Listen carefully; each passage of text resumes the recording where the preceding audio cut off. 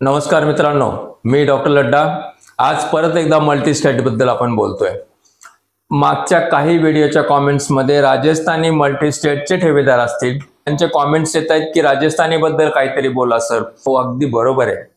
प्रत्येक मल्टीस्टेट ज्या मल्टीस्टेटनी ठेवीदारांना गंडवले, ठेवीदारांना फसवले, ठेवीदारांचा विश्वासघात केलाय, ठेवीदारांचं वाटोळं केलंय, या प्रत्येक मल्टीस्टेट बद्दल आम्ही बोलणारच आहोत। कारण आम्ही ठेवीदाराबरोबर आहोत, त्यांच्या परेशानीमध्ये आम्ही सतत त्यांच्या बरोबर राहू।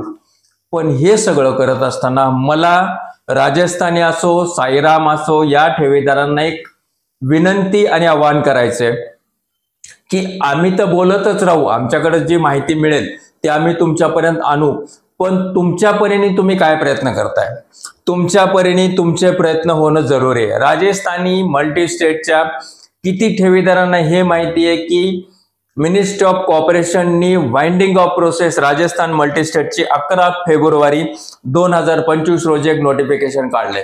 वाइंडिंग ऑफ प्रोसेस झाल्यानंतरचे पुढचे 15 दिवस हे त्या राजस्थानी मल्टीस्टेटचे जो कोणी डायरेक्टर असतील, संचालक असतील, चेअरपर्सन असतील, यांना उत्तर द्यायचं असतं।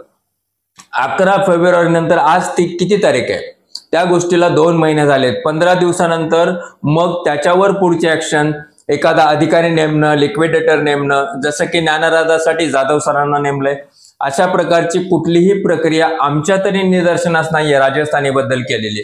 आणि हीच सेम गोष्ट होते माझीजाऊ मल्टीस्टेटसाठी। त्या माझीजाऊ मल्टीस्टेटसाठी पण असला कुठलाही अधिकारी सेंट्रल गव्हर्नमेंटच्या मिनिस्ट्री ऑफ कॉर्पोरेशन कडनं नेमला गेलेला नाहीये। मग या सगळ्या गोष्टीचा विचार जसा आम्ही करतोय, आम्ही पाहतोय, तसं तुम्ही ठेवीदार म्हणून तुम्ही का पाहत नाही?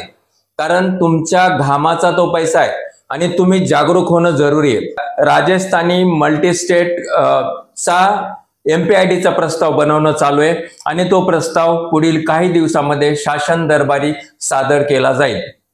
आता हा प्रस्ताव बनवत असताना कुठल्या प्रॉपर्टी घेतला जात आहेत, बियाणीच्या किती प्रॉपर्टी आहेत, किंवा राजस्थानी मल्टीस्टेट मधले बाकीचे जे सगळे संचालक आहेत त्यांच्या कोणत्या प्रॉपर्टी घेतल्या जात आहेत, याच्याबद्दल तुम्ही जागरूक आहात का? ज्ञानराजाचा प्रस्ताव गेला, माझीजाऊ मल्टीस्टेटचा प्रस्ताव गेला, या प्रस्तावाबद्दल तुम्ही काही अभ्यास केलाय का? विषय तो नाहीये, ती ज्ञानराजा आहे आणि ते माझीजाऊ आहे मल्टीस्टेट, याच्याबद्दल आम्हाला काय गरज आहे अभ्यासाची असं नाही। कारण पैसा तुमचा एका मल्टीस्टेटमध्ये अडकलाय आणि माहिती दुसऱ्या मल्टीस्टेटची पण पुढे येते। नेमकं त्याच्यात काय चाललंय, जसं तुम्ही पाहताय बारकाईने, तुम्ही जर पाहिलं असेल राजस्थानी वाल्यांनी आणि साईराम वाल्यांनी, तर तुम्ही हे पहा ना की त्या मल्टीस्टेटचा जो MPID चा प्रस्ताव गेला, त्या प्रस्तावामधल्या प्रॉपर्टी किती, त्याच्यावरचं कर्ज किती, तुम्ही काय समजून घेता त्याच्यातून? पोलीस वारंवार आव्हान करतायत की मल्टीस्टेट ठेवीदारांनी ज्या काही प्रॉपर्टीची माहिती त्यांच्याकडे आहे ते पोलिसांकडे आणून द्यावी। इमानदारीने आणि प्रामाणिकपणे सांगा, राजस्थानी मल्टीस्टेटचे किती ठेवीदारांनी पोलिसांना अप्रोच केलाय? मग केला नसेल तर का नाही केला? किंवा तुमचा कोणता असा ऍक्टिव्ह ग्रुप आहे, किंवा तुमचे किती ठेवीदार एकत्र येऊन मेहनत करतायत, या गोष्टी तुम्ही पण करणं जरुरी आहे।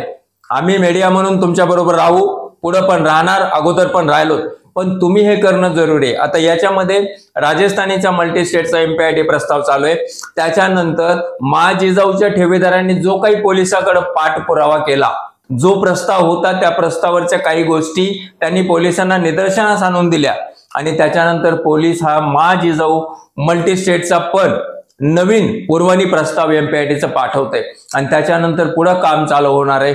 परत एकदा ज्ञानराजा मल्टीस्टेटचा MPID प्रस्तावाचं।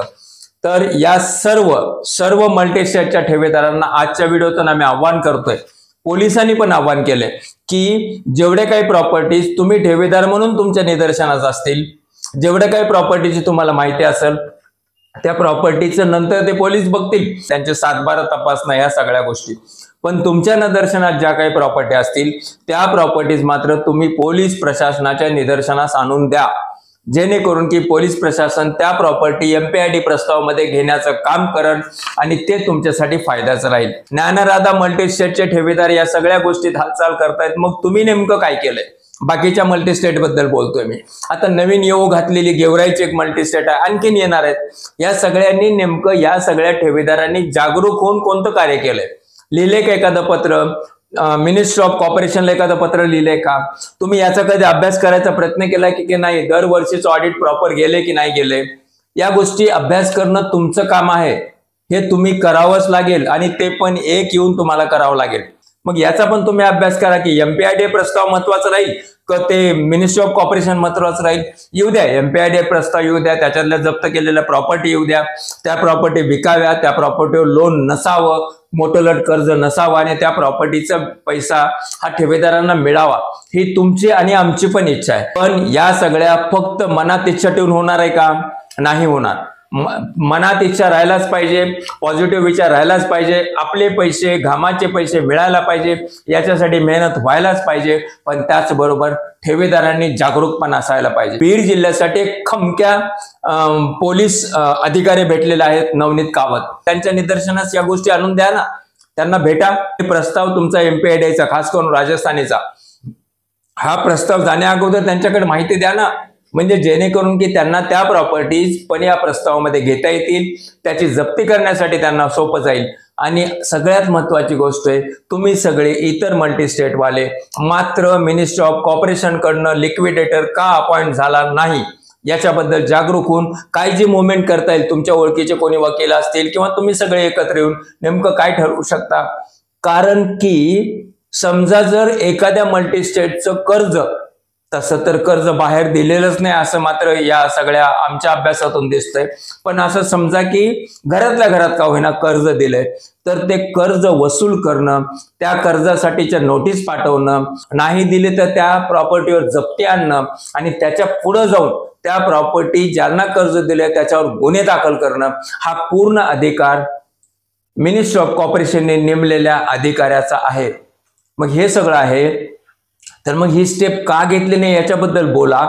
आणि जर आपण तशी काही माहिती नेऊन देताय तर व्हिडिओच्या कॉमेंट्समध्ये नक्की लिहा की आम्ही या मल्टीस्टेट बद्दलची माहिती, एवढे 7-12 एवढी प्रॉपर्टी, जे काय आम्हाला दिसलं आम्ही ते पोलिसांना नेऊन दिलं आणि लेखी द्या ना, हे सगळं करा ना. आजच्या व्हिडिओतून एवढंच मित्रांनो. पुढचा आणखीन एक उपयुक्त व्हिडिओ घेऊन आपण भेटू.